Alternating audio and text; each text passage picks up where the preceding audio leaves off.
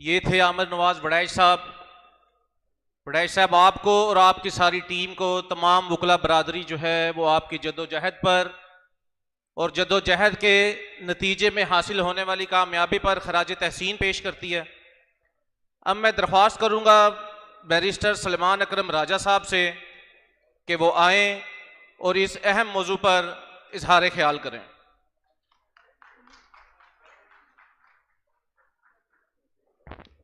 बिस्मिल्लाहिर्रहमानिर्रहीम। मोरो के शहदा को सलाम पेश करता हूँ। हमारे सिंध, बलूचिस्तान, खैबर पख्तूनख्वा, इस्लामाबाद से आए दोस्तों को सलाम पेश करता हूँ। लाहौर बार के अकाबरीन को सलाम पेश करता हूँ। पंडाल में स्टेज पे बैठे तमाम दोस्तों को सलाम पेश करता हूँ। मेरी गुजारिश ये है आपसे, ये एक वकला का इज्तिमा है। वकला पर हर माशरा और बिलखुसूस हमारा माशरा एक भारी जिम्मेदारी डालता है। ये जिम्मेदारी ये है कि हम अपने लोगों को, अपने अवाम को, अपनी कौम को बताते रहें, तंबीह करते रहें, बशारत देते रहें कि उनके हुकूक क्या हैं और उनके हुकूक पर डाका कैसे डाला जा रहा है। इस वक्त सूरत हाल ये है कि पाकिस्तान के अवाम को महकूम बना दिया गया है। जो डाका पाकिस्तान के इलेक्शन पर पड़ा 8 फरवरी 2024 को, उसके बाद से हम सब एक महकूम लोग हैं। हमारे ऊपर एक झूठ और फरेब पर मबनी निज़ाम मुसल्लत कर दिया गया है और इस निज़ाम के नतीजे में जो कुछ भी सामने आ रहा है वो मजीद हमारी आज़ादियों को सल्ब कर रहा है। हम पर मजीद झूठ मुसल्लत किए जा रहे हैं और 26वीं आईनी तरमीम इसी झूठ के निज़ाम का एक शाखसाना है। हमारा ये फर्ज बनता है कि हम पूरे माशरे को समझाएं कि इस 26वीं आईनी तरमीम ने किया क्या है हमारे साथ। जो इलेक्शन लूटा गया, उसके बाद उस लूट को छुपाने के लिए हमारे अदालती निज़ाम पर हमला किया गया। ये बात बिल्कुल वाज़ेह थी कि अगर अदालत आज़ाद होती, अदालती निज़ाम आज़ाद होता, तो जो इलेक्शन को लूटा गया था वो लूट सामने आ जाती, हमारी इलेक्शन पिटिशनें कामयाब हो जाती, मुल्क में एक बार फिर हकीकी नुमाइंदे जो हैं वो पार्लियामान में आकर बैठ जाते और मुल्क में सच्चाई पर मबनी, जमहूरियत पर मबनी निज़ाम कायम हो जाता। लेकिन जिन लोगों ने इलेक्शन पर डाका डाला 8 फरवरी 2024 को, उन्हें यह कबूल नहीं है। उन्हें कबूल नहीं है कि इस मुल्क में जमहूरियत हो। ये रविश कोई नई नहीं है, 78 साल से इस मुल्क में यही हो रहा है। जमहूरियत पर शब खून मारा जाता है। तो जो शब खून 8 फरवरी 2024 को मारा गया, उसको दवाम बख्शने के लिए, उस वारदात को छुपाने के लिए यह जरूरी था कि अदलिया पर हमला किया जाए। आपके सामने रहे कि 8 फरवरी 2024 के बाद अदलिया में कुछ ना कुछ हरारत मौजूद थी। अदलिया ने कुछ ना कुछ फैसले ऐसे जरूर दिए जिससे ताले आजमाओं के, मुक्तदरा के जो अज़ाइम थे, उनको दुश्वारी पेश आई। और 2 बड़े फैसले हैं जो हमारे सामने आते हैं। एक फैसला नवंबर 2023 का, जिसमें सुप्रीम कोर्ट ने यह कहा, एक 5 रुकनी बेंच ने, कि सिविलियन की ट्रायल फौजी अदालत नहीं कर सकती। आप किसी सिविलियन को पकड़कर एक कर्नल साहब के सामने एक बंद कमरे में पेश नहीं कर सकते कि उसकी सजा जजा का फैसला वो कर्नल साहब बूट में, वर्दी में बैठकर करें। ये मुमकिन नहीं है। हमारा आईनी निज़ाम ये तकाजा करता है, और मैं थोड़ी गुफ्तगू आईनी और वकीलाना करना चाहूंगा आज, ताकि हम जाकर पूरे माशरे को बता सकें कि हुआ क्या है। हमारा आईन यह कहता है कि आर्टिकल 175(3) के तहत यह मुमकिन नहीं है कि कोई ऐसी अदालत कायम की जाए जिसमें बैठने वाला जज इंतजामिया का मेंबर हो, इंतजामिया से उसको लिया जाए। इंतजामिया में और अदलिया में एक खलीज कायम कर दी गई है। अदलिया की आज़ादी इस बात पर मबनी है कि अदलिया के जो जज हैं वो इंतजामिया का हिस्सा ना हो। एक जमाना था कि डिप्टी कमिश्नर अदालत लगाता था, कमिश्नर अदालत लगाता था, फौजदारी मुकदमात भी सुने जाते थे। तो आईन ने यह कहा, आर्टिकल 175(3) ने, प्लीज भाई, 175(3 ने यह कहा जो 1987 में नाफिजुल अमल हुआ। 1973 के आइन में लिख दिया गया था कि आर्टिकल 175(3 का निफाज आइंदा होगा। उस मुद्दत को बढ़ाया गया और बिलाखिर 175(3 का निफाज 1987 में हुआ। उसी के बाद हमारे मार्कातुल आरा मुकदमे हुए, बड़े बड़े फैसले आए। सुप्रीम कोर्ट का शरफ फरीदी केस है जो सिंध हाई कोर्ट से शुरू हुआ और फिर सुप्रीम कोर्ट तक पहुंचा, जिसमें यह कहा गया कि कोई डिप्टी कमिश्नर, कोई एग्जीक्यूटिव मैजिस्ट्रेट मुकदमे नहीं सुन सकता। मुकदमे सिर्फ एक आजाद अदलिया सुन सकती है। अब यह चीज अगर हम सामने रखें तो यह वाजे है कि कर्नल साहब जो एक मातहत अफसर हैं डिफेंस डिवीजन के, वो वजारत दिफा के एक मातहत अफसर हैं, वो किस तरह मुकदमात सुन सकते हैं? फौज के अंदर तो एक निजाम है, फौज के अंदरूनी मामलात के हवाले से फौज जो मर्जी करे, लेकिन एक सिविलियन को आप पकड़ के लेके जाते हैं एक कर्नल साहब के सामने एक बंद कमरे में और कहते हैं कि इसका मुकदमा अब तुम सुनोगे, इसको सजा 2 साल देनी है, 10 साल देनी है, 14 साल देनी है, इसका फैसला एक कर्नल साहब करेंगे। और याद रहे कि यह निजाम 1967 में बना। उस वक्त भी एक अस्करी हुकूमत थी जिसने आर्मी एक्ट में तरमीम की और एक शिक डाली जिसमें यह लिख दिया गया कि अगर कोई सिविलियन किसी ऐसी इमारत की जानिब बढ़ता है जिस इमारत में फौजी नौयत के मामलात हैं, एडमिनिस्ट्रेटिव मामलात, कोई फौजी दफ्तर है या जहां कोई फौजी रिहाइश पजीर है, तो तब भी उसके खिलाफ मुकदमा फौजी अदालत में चल सकता है।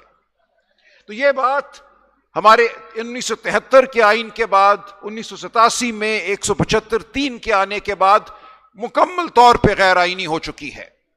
नहीं यह मुमकिन कि किसी सिविलियन पे इल्जाम यह लगाया जाए कि यह एक इमारत की जानिब बढ़ा था और फिर उस इल्जाम के तहत उसको एक कर्नल साहब के सामने पेश कर दिया जाए।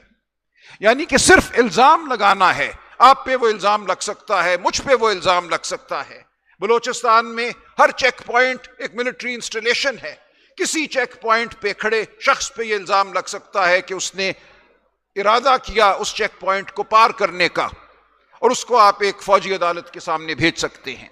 तो यह है वो खौफनाक सूरत हाल जो इस मुकदमे ने हमारे सामने लाकर खड़ी कर दी। 5 जज साहिबान ने नवंबर 2023 में कहा कि यह मुमकिन नहीं है, आईन पाकिस्तान के तहत एक आजाद अदलिया ही पाकिस्तान के शहरियों के मुकदमात को सुन सकती है। यह मुमकिन नहीं है कि एक फौजी अदालत सिविलियंस के मुकदमात को सुने। साथ ही साथ आइन में 18वीं तरमीम ने आर्टिकल 10A का इजाफा किया। आर्टिकल 10A यह कहता है कि हर पाकिस्तानी का, हर शहरी का, बल्कि पाकिस्तान में मौजूद हर शख्स का यह हक है कि उसके मुकदमात एक आजाद अदलिया सुने, उसे फेयर ट्रायल और ड्यू प्रोसेस मिले।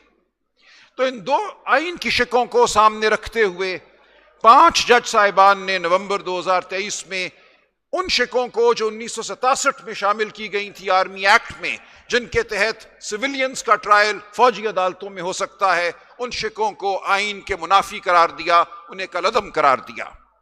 अब जो फैसला पिछले महीने आया है, एक अपील उस फैसले के खिलाफ की गई।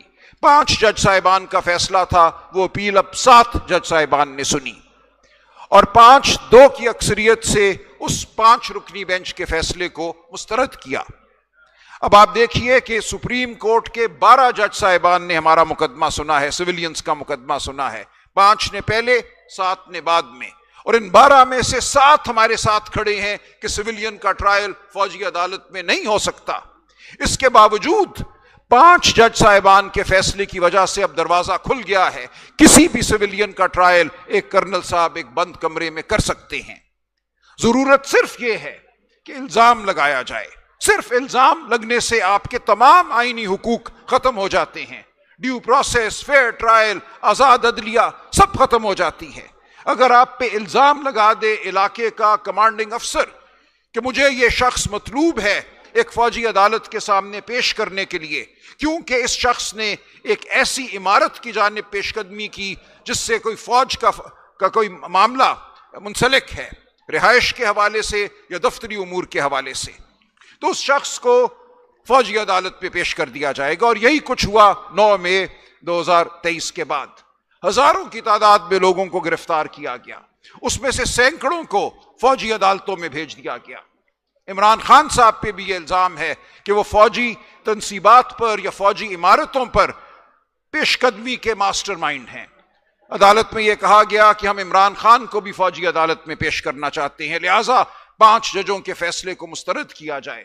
और 5-2 की अक्सरियत से एक 7 मेंबर बेंच ने यह सानिया हम पे बर्पा कर दिया। यह एक ट्रेजेडी है, यह एक सानिया है।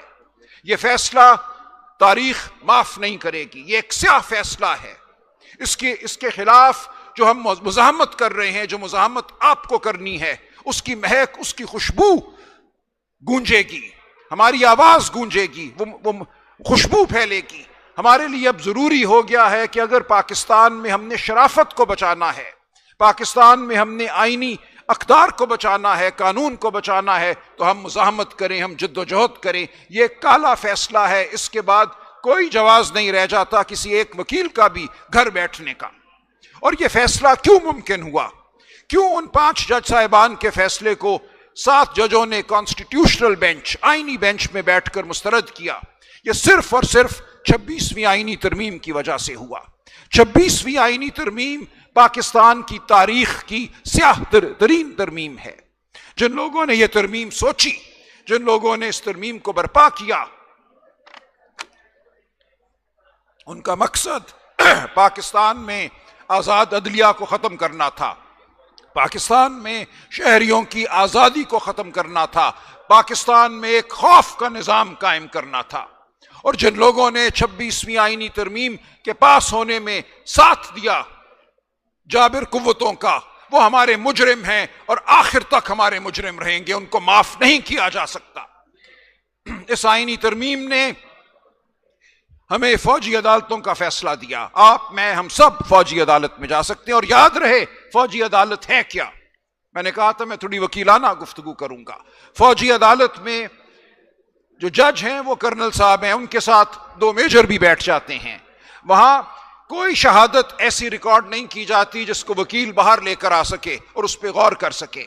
जो फैसला दिया जाता है वो गिल्टी नॉट गिल्टी दिया जाता है, कोई डिटेल्ड जजमेंट नहीं लिखी जाती। उस फैसले के खिलाफ अपील कहां जाती है? वो आर्मी चीफ के पास अपील जाती है और उसके बाद कोई और अपील नहीं है। लिहाजा एक ऐसा निजाम है जो एक बंद कमरा है, ये एक तारीख कुआं है जिसमें किसी को भी फेंका जा सकता है। तो ये वो बात है जो आपने पूरे माशरे को बतानी है, समझानी है कि हमारे साथ क्या हो चुका है, क्या सानिया बर्पा हो चुका है। इसी तरह दूसरा मुकदमा, दूसरा फैसला जिसको ओवरटर्न करना, जिसको रद्द करना मकसूद है, वो मखसूस नशस्तों का मामला है। 8 फरवरी 2024 को जो इलेक्शन पर हमला हुआ, उसके बावजूद पाकिस्तान तहरीक इंसाफ पाकिस्तान की सबसे बड़ी सियासी जमात बनकर पार्लियामान में उभरी। पाकिस्तान के अवाम ने करोड़ों की तादाद में वोट डाला। हमारे पास हमारा सिंबल नहीं था। ये पहला इलेक्शन था जहां वोटर कैंडिडेट को ढूंढ रहा था, हमें वोटर के पास नहीं जाना पड़ा। इस अजीम शान जमहूरी जज्बे को तबाह करने का एक मंसूबा बनाया गया और वो ये था कि पहले तो आपने हमारे मेंबरान को नाजायज फॉर्म 47 के जरिए असेंबली में नहीं आने दिया। जो लोग लाख लाख की लीड से जीते हुए थे, उनके नतीजे तब्दील किए गए। पंजाब में ये हुआ, सिंध में ये हुआ, कराची में हम 21 सीटें जीते हुए थे पीटीआई, बलूचिस्तान में हमने बहुत सीटें जीती। इन तमाम सीटों को छीनकर उनको दिया गया जिनके पास सिर्फ 16 सीटें थी पूरे मुल्क में, और उनकी हुकूमत को हम पे मुसल्लत किया गया। जो भी था, इसके बावजूद हम पार्लियामान में गए। हमने पार्लियामान में तकाजा किया कि जो सीटें आपने हमें दी हैं उनके तनासुब से खवातीन और जो गैर मुस्लिमों की मखसूस नशस्तें हैं वो हमें दी जाएं। वो इलेक्शन कमीशन ने हमारा मुतालबा, पीटीआई का, पाकिस्तान के अवाम का मुतालबा, क्योंकि याद रखिए ये सीटें पाकिस्तान के अवाम की सीटें हैं, किसी एक सियासी जमात की सीटें नहीं हैं। ये मुतालबा रद्द किया। हम पेशावर हाई कोर्ट गए, वहां भी दादरसी ना हुई। उसके बाद हम सुप्रीम कोर्ट आए, वहां एक 13 रुकनी बेंच ने हमारा मुकदमा सुना और 8-5 की अक्सरियत से यह फैसला दिया कि जो 80 मेंबरान हैं ये पीटीआई के मेंबरान हैं, इनके तनासुब से इनको खवातीन की और गैर मुस्लिमों की नशस्तें सूबाई असम्बलियों में भी और कौमी असम्बली में भी दी जाएंगी। अब उस फैसले के खिलाफ नजरसानी की दरखास्त है, और ये पहली तारीख की नजरसानी की दरखास्त है जिसमें फैसला लिखने वाले जज शामिल नहीं है बेंच में। एक नया बेंच 26वीं आईनी तरमीम के जरिए तरतीब दिया गया, वही आईनी बेंच, और उस आईनी बेंच में जस्टिस मंसूर अली शाह शामिल नहीं है, जस्टिस मुनीब अख्तर शामिल नहीं है, जस्टिस अतर मनिल्ला शामिल नहीं है। ये वो लोग हैं जिन्होंने फैसला लिखा था। इनको बाहर करने का मकसद सिर्फ और सिर्फ ये है कि इस फैसले को उल्टाया जाए और मखसूस नशस्तें हमसे छीन कर, पीटीआई से छीन कर, पाकिस्तान के अवाम से छीन कर उन लोगों को दी जाएं जिन्होंने दर हकीकत 16 सीटें जीती हैं कौमी असेंबली में। खैबर पख्तूनख्वा असेंबली में ऐसी पार्टियां हैं जिन्होंने दर हकीकत 3 सीटें जीती हैं, उनको अब 10 मखसूस नशस्तें मिल जाएंगी।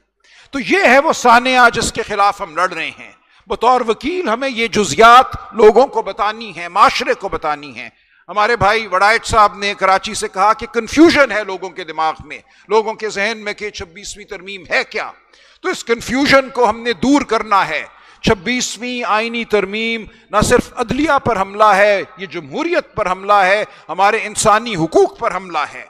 हम सब अब इसका हदफ हैं। हम में से किसी को भी किसी कर्नल साहब के सामने पेश किया जा सकता है। तो ये वो गुजारिशात हैं जो मैं चाहता हूं कि हम बतौर वकील पूरे माशरे तक पहुंचाएं, पूरे माशरे को बताएं कि 26वीं आईनी तरमीम कोई पीटीआई का या इमरान खान का मामला नहीं है, ये हम में से हर फर्द का मामला है। पीटीआई एक जंग लड़ रही है, लेकिन ये जंग सिर्फ पीटीआई की जंग नहीं है, ये इमरान खान की जंग नहीं है, ये पूरे पाकिस्तान की जंग है, ये जमहूरियत की जंग है। तो इस जंग में हमें शामिल होना है। आपका पीटीआई में हो, आप पीटीआई में ना हो, बतौर शहरी, बतौर वकील आपको इस जंग का हिस्सा बनना है। तो मेरी आपसे ये मुद्दबाना गुजारिश है, ये इल्तजा है कि जब तक हम जमहूरियत के लिए कदम नहीं उठाएंगे, यक जुबान नहीं होंगे, तो मोरो जैसे साने होते रहेंगे। क्यों सिंध के पानी को छीनने की किसी को जुर्रत भी हुई? क्यों ये ख्याल आया कि 6 नहरें बनाई जा सकती हैं और सिंध से सिंध का पानी छीना जा सकता है, सिंध धरती को बंजर किया जा सकता है? ये सिर्फ इसलिए हुआ कि मुक़्तदर हल्के ये समझते हैं कि उनके सामने कोई मुज़ाहमत नहीं है, वो जो चाहें वो कर सकते हैं, क्योंकि उन्होंने जमहूरियत को तो ज़ेर कर लिया है, उन्होंने अदलिया को भी ज़ेर कर लिया है। अब उनके सामने कुछ भी नहीं है। वो सिंध का पानी छीने, वो लोगों को बलोचिस्तान में गुमशुदा कर दें, वो पंजाब में इलेक्शन लूट लें, वो खैबर पख्तूनख्वा को लहूलुहान कर दें। तो ये है अब एक नजरिया जो इस मुल्क पर मुसल्लत है, ये जबर का नजरिया है, ये फस्तायत का नजरिया है। इसके खिलाफ हम खड़े हुए हैं। हम अपने घरों से निकले हैं, अपनी आसूदा जिंदगियों से निकले हैं, ताकि इसकी हम मुखालफत कर सकें, हम मुज़ाहमत कर सकें। तो मैं आप सबको दावत देता हूं कि 26वीं आईनी तरमीम हो, या सिंध के पानी का मामला हो, या बलोचिस्तान के गुमशुदा लोगों का मामला हो, या दहशतगर्दी हो, ड्रोन हमले हो खैबर पख्तूनख्वा में, हमें इस सब के खिलाफ खड़े होना है, हमें आगे बढ़ना है। वकला पर अब ये फर्ज है कि वो एक ऐसी तहरीक बर्पा करें जो इस मुल्क की तकदीर बदल दे। बहुत शुक्रिया।